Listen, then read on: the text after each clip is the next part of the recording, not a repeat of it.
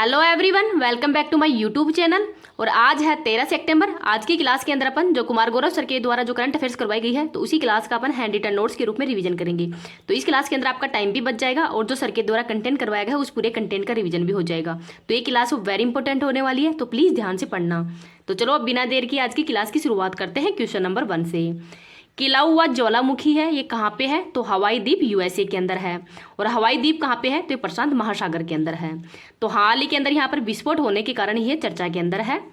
मोना लोआ ज्वालामुखी, तो ये भी हवाई द्वीप के अंदर ही है, तो इसको भी याद रख लीजिएगा। फोकलैंड आइलैंड है, इसका अधिकार क्षेत्र है वो तो ब्रिटेन के पास में है, लेकिन इसका भौगोलिक क्षेत्र है वो दक्षिण अमेरिका के अंदर है। और दक्षिण अमेरिका के अंदर ही मैगेलन जल संधि भी है, तो इसको भी याद रख लीजिएगा। विश्व की सबसे लंबी पर्वतमाला, तो ये एंडीज पर्वतमाला है जो कि दक्षिण अमेरिका के अंदर ही है। और इसकी सबसे ऊंची चोटी है वो है माउंट एकांगुआ। तो माउंट एकांगुआ है वो एंडीज पर्वतमाला की सबसे ऊंची चोटी है। आगे है ज्वालामुखी विस्फोट से आग्नेय चट्टान है, इनका निर्माण होता है, तो इनको भी याद रख लीजिएगा। आगे देख लेते हैं इंपॉर्टेंट फैक्ट, जो महत्वपूर्ण ज्वालामुखी है उनको देखते हैं। एटना व विसुवेस ज्वालामुखी है, इटली के अंदर है।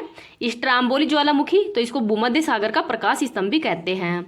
जिब्राल्टर जल संधि, तो इसको भूमध्य सागर की कुंजी कहते हैं। और भूमध्य सागर और लाल सागर को जोड़ने वाली नहर कौन सी है? तो यह है स्वेज नहर।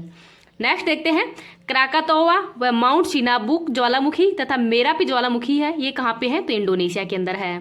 किलीमंजारो ज्वालामुखी तंजानिया के अंदर है। कोटोपैक्सी, तो ये विश्व की सबसे ऊंची सक्रिय ज्वालामुखी है जो कि इक्वाडोर के अंदर ही है।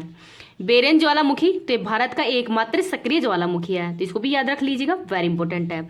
इस क्लास की पीडीएफ है वो आपको टेलीग्राम पे मिल जाएगी। टेलीग्राम का लिंक इस वीडियो के कमेंट सेक्शन के अंदर डाल दूंगी, तो वहां से आप इसकी पीडीएफ प्राप्त कर सकते हैं। आगे देखते हैं क्वेश्चन नंबर 2। दक्षिणी सहयोग के लिए ही संयुक्त राष्ट्र दिवस है वो कब मनाया गया है? तो 12 सितंबर को ही। तो जो विकासशील देश है उनके मध्य ही जो ये सहयोग है वो उसको क्या बोलते हैं? तो दक्षिणी सहयोग। तो जो विकासशील देश है उनके मध्य जो सहयोग उसको दक्षिणी सहयोग कहते हैं। और उत्तर सहयोग तो ये विकसित देशों को कहते हैं, तो इसको भी याद रख लीजिएगा। G20 2023 का होस्ट भारत है और G20 2024 का होस्ट है वो ब्राजील है। तो कौन से क्रम का होगा? तो 19वें क्रम का होगा, तो इसको भी याद रख लीजिएगा। अब देखते हैं इंपॉर्टेंट फैक्ट के अंदर जो महत्वपूर्ण दिवस है उनको देख लेते हैं। राष्ट्रीय पराक्रम दिवस, तो ये 23 जनवरी को मनाया जाता है सुभाष चंद्र बोस की जयंती पर ही। और इनकी बुक का नाम है इंडिया स्ट्रगल। 1938 के जो हरिपुरा अधिवेशन है उसकी अध्यक्षता सुभाष चंद्र बोस के द्वारा की गई है। और 1939 के अंदर ही इनके द्वारा फॉरवर्ड ब्लॉक की स्थापना भी की गई है। विश्व उपभोक्ता दिवस, तो ये 15 मार्च को मनाया जाता है, तो इसको भी याद रख लीजिएगा। अब अगर आपको ये क्लास पसंद आ रही है तो प्लीज़ आप इसको ज़्यादा से ज़्यादा लाइक एंड शेयर कर देना। अभी तक चैनल को सब्सक्राइब नहीं किया तो चैनल को सब्सक्राइब भी कर लेना। ये क्लास है वो आपको लास्ट तक देखनी है, क्योंकि लास्ट के अंदर जो लोकसभा है उसका भी रिविजन करवाएंगे, तो साथ साथ में आपका स्टैटिक जीके है वो भी स्ट्रॉन्ग होता जाएगा। आगे देखते हैं विश्व आर्द्रभूमि दिवस 2 फरवरी को मनाया जाता है। और रामसर कन्वेंशन है ये ईरान के अंदर ही हुआ था 2 फरवरी 1971 को। और भारत के अंदर इसको लागू किया गया था 1975 के अंदर ही। वर्तमान के अंदर भारत में कितनी रामसर साइट है? तो 75 है। और सबसे ज्यादा रामसर साइट है वो तमिलनाडु के अंदर है। जल दिवस 22 मार्च को मनाया जाता है। पृथ्वी दिवस 22 अप्रैल को मनाया जाता है। जैव विविधता दिवस 22 मई को मनाया जाता है। विश्व जनसंख्या दिवस 11 जुलाई को मनाया जाता है। और पहली बार है ये 1989 के अंदर मनाया गया था। विश्व आदिवासी दिवस व भारत छोड़ो आंदोलन है ये 9 अगस्त को मनाया जाता है। अंतर्राष्ट्रीय पुलिस सहयोग दिवस तो 7 सितंबर को, क्योंकि इसी दिन ही 7 अप्रैल को ही जो इंटरपोल है उसकी स्थापना की गई थी। वीर बाल दिवस तो 26 दिसंबर को ही पहली बार मनाया गया है 2022 के अंदर। स्टार्टअप दिवस तो ये मनाया जाता है 16 जनवरी को, तो इसको भी याद रख लीजिएगा। आगे देखते हैं क्वेश्चन नंबर 3, वेरी इंपॉर्टेंट है। FIBA विश्व कप 2023 का आयोजन है वो कहाँ पे किया जा रहा है? तो फिलीपींस मनीला के अंदर ही इसका आयोजन किया जा रहा है। और ये बास्केटबॉल का विश्व कप है। कौन से क्रम का है? तो 19वें नंबर का है। टोटल 32 टीम इसमें भाग ले रही है। विजेता है जर्मनी, तो पहली बार जर्मनी है उसका विजेता बना है। किसको हराया है? तो सर्बिया को हराया है, इसको भी याद रख लीजिएगा। सबसे मूल्यवान खिलाड़ी तो डेनिस श्रोडर है जो कि जर्मनी के खिलाड़ी हैं, तो ये भी वेरी इंपॉर्टेंट है। अब देखते हैं कि मनीला के अंदर ही जो रेमन मैग्सेसे अवार्ड है वो भी दिया जाता है। 2023 के अंदर ही रवि कन्नर को दिया गया है जो कि ऑन्कोलॉजिस्ट हैं। आगे है सर्बिया, तो इसकी राजधानी बेलग्रेड है। नदी है डेन्यूब नदी के किनारे ही है। और यहाँ पर ही जो गुट निरपेक्ष आंदोलन है इसका पहला शिखर सम्मेलन है 1961 के अंदर ही सर्बिया के अंदर ही हुआ था, तो ये भी याद रख लीजिए। सर्बिया की राजधानी जो बेलग्रेड है यहाँ पर ही हुआ था। आगे है जर्मनी की राजधानी बर्लिन है और जो जर्मनी का संविधान है उसको वाइमर संविधान कहते हैं। भारत के द्वारा जर्मनी के संविधान से आपातकाल के समय ही जो मूल अधिकारों पर को प्रभाव पड़ता है वो कहाँ से ग्रहण किए गए हैं, तो जर्मनी से ही ग्रहण किए गए थे। आगे है यूएसए की राजधानी वाशिंगटन डीसी है और यहाँ पर IMF व विश्व बैंक का हेडक्वार्टर भी है। नेक्स्ट देखते हैं इंपॉर्टेंट फैक्ट के अंदर स्पोर्ट्स के बारे में देखते हैं। अंडर 19 महिला T20 विश्व कप का आयोजन दक्षिण अफ्रीका में किया गया है। विजेता भारत है और किसको हराया है, तो इंग्लैंड को हराकर ही बना है। हॉकी वर्ल्ड कप का आयोजन तो उड़ीसा के राउरकेला के अंदर ही बिरसा मुंडा स्टेडियम के अंदर किया गया है। क्रम के हिसाब से 15वां है। विजेता जर्मनी है और बेल्जियम को हराया है। फीफा वर्ल्ड कप का आयोजन तो कतर दोहा में किया गया है। कौन से क्रम का है, तो 22वें नंबर का है। विजेता अर्जेंटीना है और किसको हराया, तो फ्रांस को हरा के ही अर्जेंटीना है वो विजेता बना है। नेक्स्ट देखते हैं फीफा महिला वर्ल्ड कप का आयोजन तो ऑस्ट्रेलिया और न्यूजीलैंड के मध्य ही हुआ है। विजेता स्पेन है और किसको हराया, तो इंग्लैंड को हराकर बना है। विश्व का काला प्रदेश तो ये रूर क्षेत्र है जर्मनी के अंदर ही, और भारत का काला रूर प्रदेश है वो कौन क्या कहलाता, मतलब कौन सा क्षेत्र कहलाता है, तो ये आपको कमेंट सेक्शन के अंदर ही बताना है। आगे देखते हैं क्वेश्चन नंबर 4। किम कुन ओके पनडुब्बी है, इसको किसने लॉन्च किया है, तो उत्तरी कोरिया के द्वारा ही इसको लॉन्च किया गया है और ये परमाणु हमलों की पहली पनडुब्बी है। और ये किसके नाम पर है, तो वहाँ के जो कमांडर हीरो है उसके नाम पर ही है और इसके नंबर है 841 इसका नंबर है।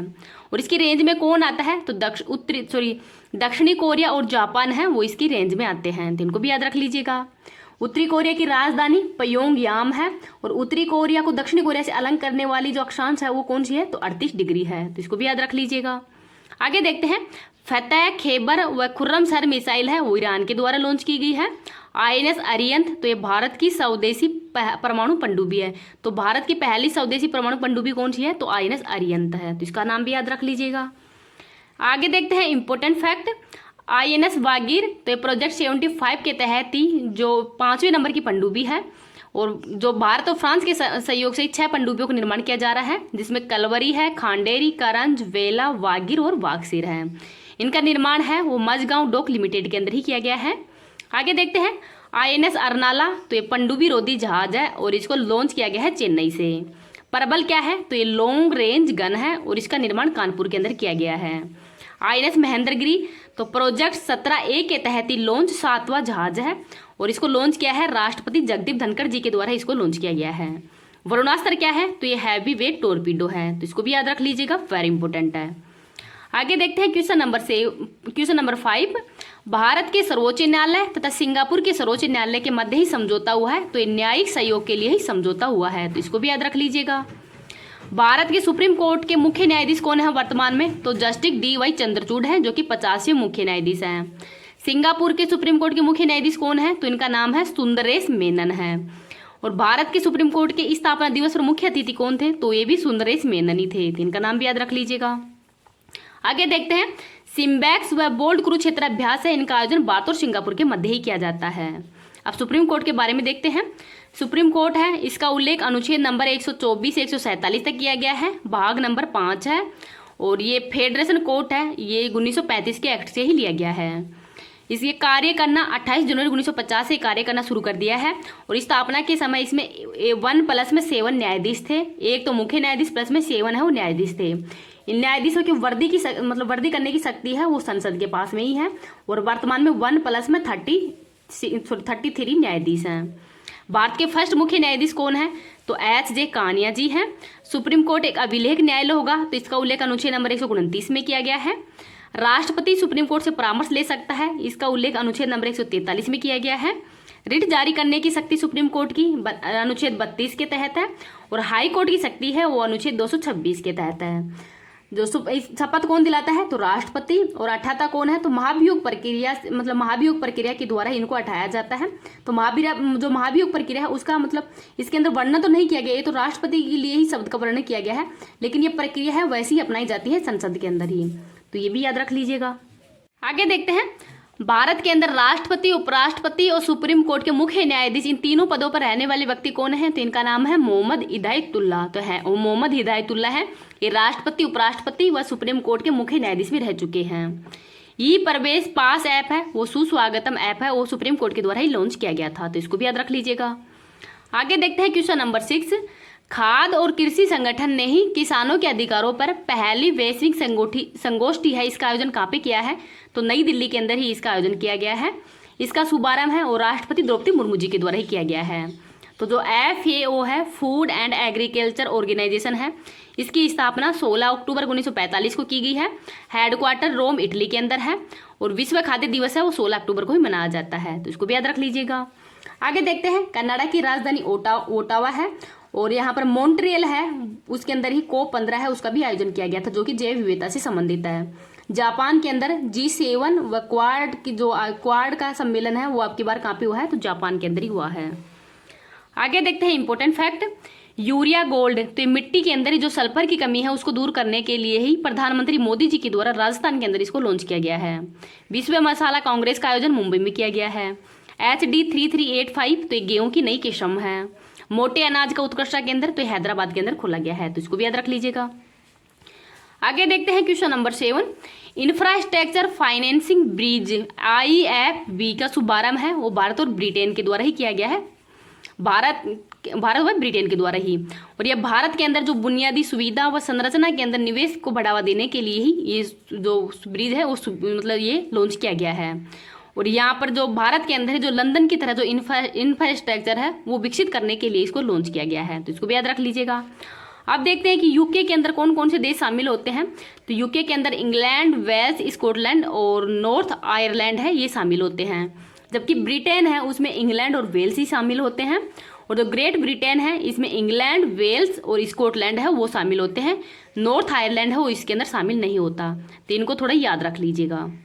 आगे देखते हैं इंपॉर्टेंट फैक्ट, अजय वॉरियर कोकणन व जो इंद्रधनुष अभ्यास है इसका आयोजन भारत और यूके के मध्य किया जाता है। यूरो को मुद्रा के रूप में अपनाने वाला 20वां देश कौन सा है? तो क्रोएशिया है। यूके का दिवालिया होने वाला शहर कौन सा है? तो बर्मिंघम है। ऑपरेशन गोल्ड आर्ब, तो ये ब्रिटेन के किंग चार्ल्स III हैं उनकी ताजपोशी के लिए ही चलाया गया था। शाही रोग, तो ये हीमोफीलिया रोग को ही कहते हैं और ये सबसे पहले जो यूके की महारानी है उसको हुआ था, इस वजह से इसको शाही रोग भी कहते हैं। आगे देखते हैं क्वेश्चन नंबर 8, मोब लिंचिंग पीड़ित मुआवजा योजना है, ये हाल ही के अंदर मध्य प्रदेश सरकार के द्वारा ही शुरू की गई है और मध्य प्रदेश के वर्तमान में CM है शिवराज सिंह चौहान, तो इनके द्वारा इस योजना को शुरू किया गया है। तो जो मोब लिंचिंग क्या होती है? तो उग्र भीड़ के द्वारा ही निर्णय करना, अर्थात उग्र भीड़ के द्वारा ही किसी पर हमला कर देना ही मोब लिंचिंग कहलाती है। और सुप्रीम कोर्ट के द्वारा ही तहसीन पूनावाला केस के अंदर ही बताया गया है कि पीड़ित के जो परिवार है उनको मुआवजा मिले। अगर कोई जो मोब लिंचिंग से अगर किसी की मृत्यु हो जाती है, घायल हो जाता है, तो उसको मुआवजा दिया जाना चाहिए। तो हाल ही में मध्य प्रदेश सरकार के द्वारा ही अगर किसी की मृत्यु हो जाती है तो 10 लाख रुपए और घायल होने पर 4 से 6 लाख रुपए जो भी पीड़ित है उसके परिवार को दिया जाएगा। तो यह इस योजना के अंदर ही बताया गया है। नेक्स्ट देखते हैं, मोब लिंचिंग के लिए ही कानून बनाने वाला फर्स्ट राज्य कौन सा है? तो ये राजस्थान है, तो इसको भी याद रख लीजिएगा। आगे देखते हैं इंपॉर्टेंट फैक्ट, 17वां प्रवासी भारतीय सम्मेलन का आयोजन इंदौर मध्य प्रदेश में किया गया है और इस पर मुख्य अतिथि कौन थे? तो गुयाना के राष्ट्रपति मोहम्मद इरफान थे। सबसे स्वच्छ वायु शहर, तो ये 10 लाख से अधिक जनसंख्या के अंदर इंदौर, आगरा और ठाणे थे और 3 से 10 लाख की जनसंख्या के अंदर अमरावती था और 3 लाख से कम जनसंख्या के अंदर ही परमाणु जो कि हिमाचल प्रदेश के अंदर जो शहर है वो था, तो इनको भी याद रख लीजिएगा। सोलर सिटी सांची मध्य प्रदेश के अंदर स्थापित किया गया है। यूनिटी मॉल उज्जैन के अंदर बनेगा। CM खेलो सीखो और कमाओ योजना मध्य प्रदेश सरकार के द्वारा ही शुरू की गई है।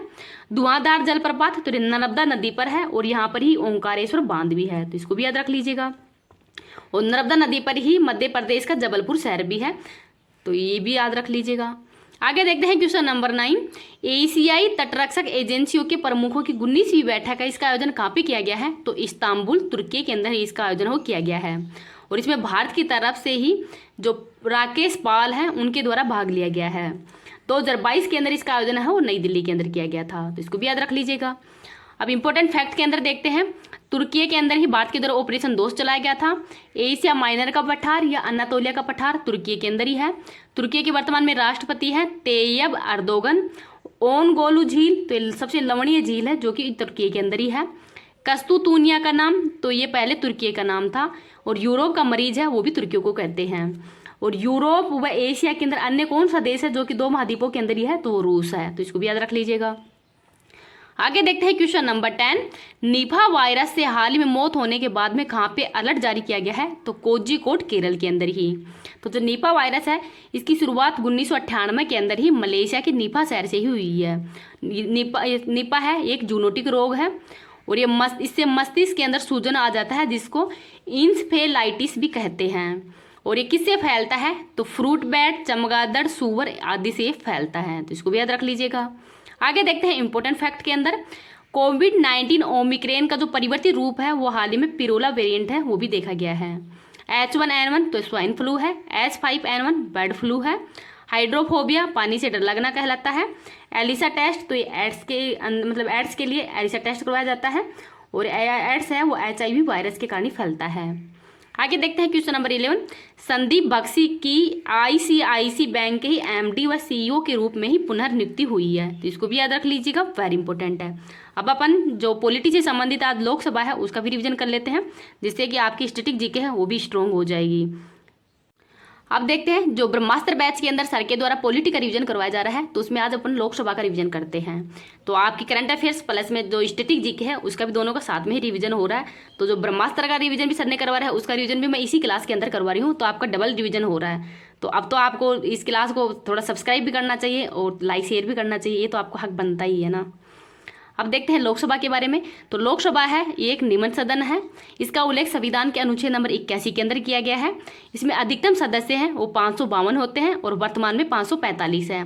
लेकिन 104वें संविधान संशोधन के द्वारा ही जो 2 एंग्लो इंडियन हैं इनके लिए जो आरक्षित सीट है इनको समाप्त कर दी गई है। तो इस वजह से वर्तमान में ये 550 अधिकतम और 543 वर्तमान के अंदर लोकसभा के अंदर सीट है। तो इनको याद रख लीजिएगा। आगे देखते हैं इनका कार्यकाल 5 वर्ष का होता है। तो लोकसभा के जो सदस्य हैं उनका कार्यकाल 5 वर्ष का ही होता है। क्या लोकसभा को मतलब इसका कार्यकाल को बढ़ा या घटा भी सकते हैं क्या? हाँ, एक बार बढ़ाया गया था 42वें संविधान संशोधन के तहत ही लोकसभा का कार्यकाल है वो 5 वर्ष से 6 वर्ष के लिए मतलब 1 वर्ष के लिए और बढ़ा दिया गया था। लेकिन वापिस से इसको 44वें संविधान संशोधन के द्वारा ही इसको वापिस से 5 वर्ष से इसका कार्यकाल है वो कर दिया गया है। और जो लोकसभा के सदस्य हैं इनका कार्य न्यूनतम आयु 25 वर्ष होनी चाहिए। निर्वाचन इनका प्रत्यक्ष चुनाव होता है first past the post system के द्वारा ही। लोकसभा के जो 543 सदस्य हैं उनमें से 523 तो राज्यों से चुने जाते हैं और 13 सदस्य हैं वो केंद्र शासित प्रदेशों से, जबकि 2 सदस्य हैं वो एंग्लो इंडियन होते थे लेकिन वर्तमान में इनको समाप्त कर दिया गया है। आगे देखते हैं लोकसभा का जो हेड है वो स्पीकर होता है लोकसभा सदस्य और इसका उल्लेख अनुच्छेद नंबर 93 के अंदर किया गया है। फर्स्ट कौन थे? तो फर्स्ट लोकसभा अध्यक्ष कौन है? तो गणेश वासुदेव मावलकर हैं। वर्तमान में है ओम बिड़ला जी जो कि राजस्थान के अंदर ही कोटा बूंदी सीट से हैं। फर्स्ट महिला कौन है? तो मीरा कुमारी है, वो फर्स्ट महिला लोकसभा अध्यक्ष है। तो इनका नाम भी याद रख लीजिएगा। अब आगे देखते हैं कि लोकसभा के पास में कौन कौन सी शक्तियां हैं। तो अगर कोई भी विधेयक है वो धन विधेयक है या नहीं इसका निर्धारण है वो लोकसभा स्पीकर के पास में ही है। संयुक्त बैठक की अध्यक्षता अनुच्छेद नंबर 108 के तहत ही लोकसभा स्पीकर ही करता है। संयुक्त बैठक बुलाने का अधिकार तो राष्ट्रपति के पास में है लेकिन संयुक्त बैठक की अध्यक्षता वो लोकसभा अध्यक्ष की करता है। अनुच्छेद 330 के अंदर ही लोकसभा के अंदर जो SC व ST की सीट है इनका निर्धारण SC के अंदर 84 और ST के अंदर 47 सीट है। तो इनको 10 वर्ष के लिए ही 104वें संविधान संशोधन के द्वारा बढ़ा दिया गया है। 332 के अंदर विधानसभा के अंदर SC व ST की सीटों का निर्धारण किया गया है। अनुच्छेद नंबर 331 के अंदर लोकसभा के अंदर एंग्लो इंडियन की नियुक्ति, तो लोकसभा के अंदर 2 एंग्लो इंडियन की नियुक्ति की जाती है राष्ट्रपति के द्वारा। और अनुच्छेद 333 के अंतर्गत ही विधानसभा के अंदर 1 एंग्लो इंडियन है इसकी नियुक्ति की जाती है राज्यपाल के द्वारा। तो इन दोनों को ही हाल ही में समाप्त कर दिया गया है। तो इनको थोड़ा याद रख लीजिएगा। आगे देखते हैं अविश्वास प्रस्ताव है वो लोकसभा के अंदर ही लाया जाता है। अगर अविश्वास प्रस्ताव है वो पास हो जाता है तो उस मतलब किसी भी दल की जो सरकार होती है उसको वो जो सरकार है वो भंग हो जाती है। लोकसभा का गठन 17 अप्रैल 1952 को किया गया है। पहली बैठक है वो 13 मई 1952 को हुई थी। तो इसको भी याद रख लीजिएगा। प्रथम लोकसभा उपाध्यक्ष कौन थे? तो अनंत सय्यनम आयंकर है वो प्रथम उपाध्यक्ष थे। वर्तमान में कौन सी लोकसभा है? तो ये 17वीं लोकसभा है। तो इसको भी याद रख लीजिएगा, वेरी इंपॉर्टेंट है।